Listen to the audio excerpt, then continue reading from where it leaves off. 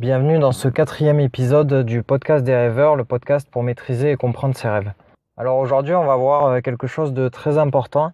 Peut-être que tu cherches à faire des rêves lucides, que tu as commencé à mettre en place des habitudes pour faire des rêves lucides. Mais il y a quelque chose qui est très important avant même de faire des rêves lucides, c'est de se souvenir de ses rêves.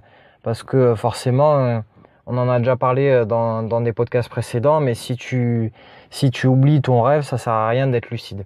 T'es peut-être comme la majorité des gens et tu oublies peut-être d'ailleurs la plupart de tes rêves, même la quasi-totalité de tes rêves. C'est quelque chose qui est naturel, on en a parlé dans le podcast précédent. Après notre réveil, en fait, on oublie nos rêves dans les quelques minutes qui suivent.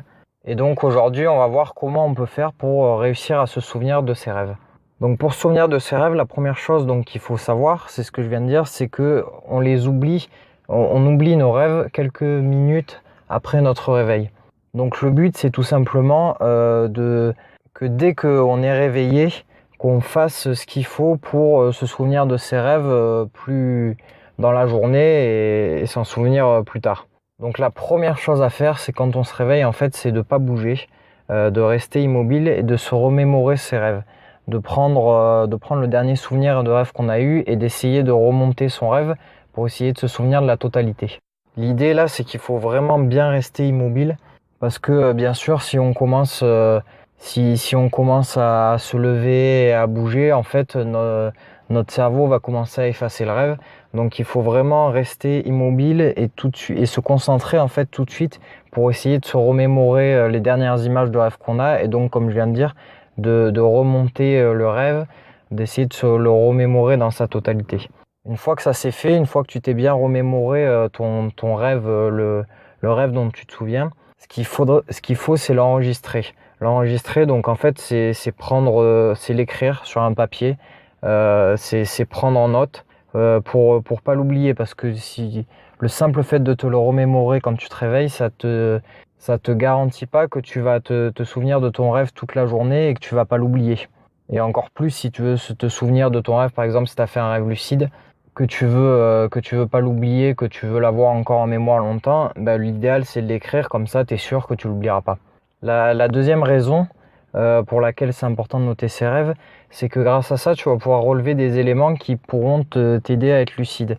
Alors ça c'est le sujet du prochain podcast, mais par exemple ça peut permettre de noter ses rêves, comme ça peut permettre de voir quels éléments sont récurrents dans tes rêves, qu'est-ce qui arrive assez souvent.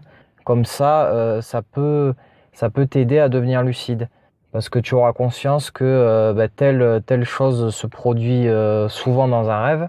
Et donc quand tu le verras, ça pourra t'aider à être lucide. Ça pourra t'aider à te dire, là, il faut que je fasse un test de réalité. Il faut que je fasse le fait de savoir que c'est un élément récurrent dans ce rêve, une fois que tu verras cet élément, ça te fera te demander en fait si tu es en rêve, tout bêtement.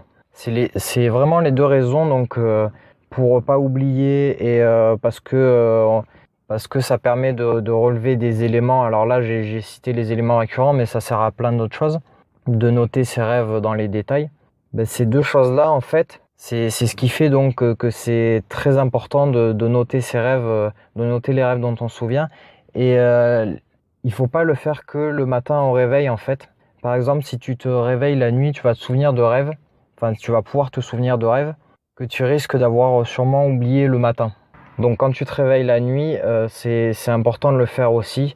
Ça peut te permettre de te souvenir de plus de rêves.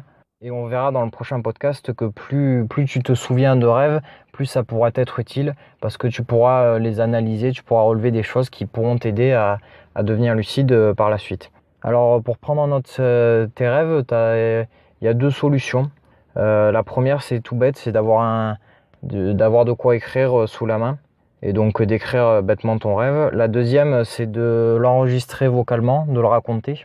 Alors pour ça, soit tu prends un carnet, un crayon, soit un dictaphone, ou alors tout simplement tu peux le faire avec ton téléphone. Il y a des applications qui sont faites pour ça. Si tu cherches un petit peu, tu vas en trouver pour les rêves lucides, des applications qui te permettent d'enregistrer, d'écrire tes rêves sur ton téléphone, ou des applications où tu vas lancer un enregistrement audio et l'application ne va enregistrer que quand elle va entendre du bruit. Donc quand elle va t'entendre parler, Ça, c'est peut-être la meilleure solution parce que tu as juste à poser ton téléphone à côté de ton lit.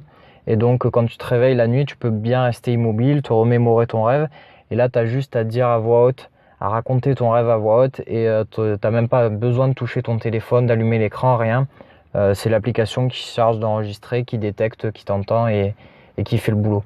Il y a un deuxième point important pour se souvenir de ses rêves. Alors, c'est bête. On pourrait croire que ça n'a pas vraiment de rapport. C'est de bien dormir. Alors bien dormir, c'est pas facile pour tout le monde. Il y a des gens qui ont des problèmes de sommeil, mais il faut faire le maximum pour essayer de bien dormir la nuit parce que ça aide vraiment à faire des rêves ou enfin du moins à se souvenir de ses rêves. Ça permet d'avoir un meilleur sommeil. Donc bien dormir, c'est vraiment important. Et la deuxième chose qui est importante, qui est même sûrement plus importante que de bien dormir, c'est le réveil. Le réveil, il faut pas qu'il soit brutal. Alors si tu te réveilles avec un réveil classique avec de la musique, il faut privilégier une musique douce ou qui démarre doucement puis qui monte petit à petit. L'idéal, si tu peux, alors il y a deux autres solutions. C'est le réveil par cycle. Je sais pas si ça s'appelle comme ça. Mais alors ça, t'as des applications pareil sur ton téléphone qui te permettent de faire ça. En fait, l'application, tu vas poser le téléphone sur ton lit quand tu vas dormir et l'application, grâce au capteur de ton téléphone, va savoir quand tu bouges dans la nuit et quand tu es quand tu es immobile et ça va lui permettre en fait d'analyser tes cycles de sommeil. Donc quand tu as un sommeil profond et un sommeil un peu plus léger. Et à partir de ça, ce que va faire l'application, c'est qu'elle va te réveiller dans un cycle de sommeil léger qui te permettra d'avoir un meilleur réveil. Donc c'est quelque chose qui peut t'aider à avoir un meilleur réveil et donc à être aussi plus en forme dans ta journée. C'est quelque chose qui coûte rien à mettre en place. Il y a plein d'applications gratuites et ça peut vraiment t'aider. Et la deuxième solution pour se réveiller, alors là pour le coup c'est pas gratuit, il faut acheter un réveil et en général il coûte assez cher. C'est d'acheter en fait un simulateur d'aube. En fait un simulateur d'aube c'est tout bête. Tu vas lui dire bien sûr l'heure à laquelle tu vas te réveiller et une demi-heure avant il y a une lumière qui va commencer à s'allumer jusqu'à s'allumer complètement à l'heure où tu veux te réveiller. Et ça va permettre en fait de simuler, comme son nom l'indique, l'aube, donc la lumière du jour, le lever du soleil. Et donc ça te permet d'avoir un réveil plus naturel et beaucoup moins brutal parce qu'en fait tu te réveilles par toi-même. C'est pas quelque chose qui vient vraiment te réveiller comme de la musique. C'est vraiment un réveil doux. Bon après si la lumière te réveille pas, bien sûr il y a une musique qui se déclenche à l'heure où tu as réglé ton réveil et qui te permet d'être sûr d'être levé. Pareil pour le réveil qui analyse ton cycle de sommeil, bien sûr, il s'arrange pour que tu sois levé à l'heure que tu lui as donnée. Donc pour faire le bilan de tout ça, l'important c'est de bien dormir, même si je sais que c'est pas forcément évident pour tout le monde, d'avoir le réveil le plus doux possible, ou du moins le réveil le plus naturel et le plus agréable possible. Une fois que tu es réveillé, tu restes immobile, tu te remémores ton rêve et une fois que tu l'as bien remémoré, tu le notes ou tu l'enregistres en audio.